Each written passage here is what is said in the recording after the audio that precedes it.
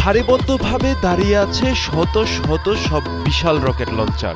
600 millimetre ক্যালিবারের এই multiple rocket সিস্টেমগুলো truck চালিত মোবাইল প্ল্যাটফর্মে বসানো। লঞ্চ টিউবগুলো তাক করা আকাশের দিকে, পাশে ভারী সামরিক যান, সাজোয়া ইউনিট আর সামরিক কুচকাওয়াজের কড়া শৃঙ্খলা, যেন বুঝিয়ে দিতে চাচ্ছে এখনই যুদ্ধের জন্য প্রস্তুত উত্তর কোরিয়া।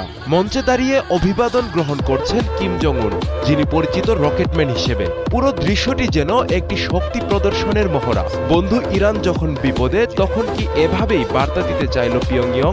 এর মাধ্যমে স্পষ্টতই হুমকির মুখে পড়তে যাচ্ছে দক্ষিণ কোরিয়ার মার্কিন ঘাঁটিগুলো।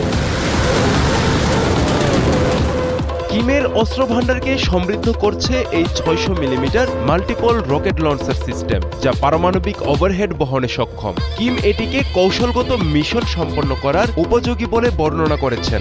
মূলত পারমাণবিক সক্ষমতারই ইঙ্গিত দিয়েছেন তিনি। এই অস্ত্র স্বল্প থেকে মধ্যম পাল্লার নির্ভুল আঘাত হানতে পারে। মোবাইল প্ল্যাটফর্মে স্থাপন হওয়ায় সহজেই স্থান পরিবর্তনযোগ্য।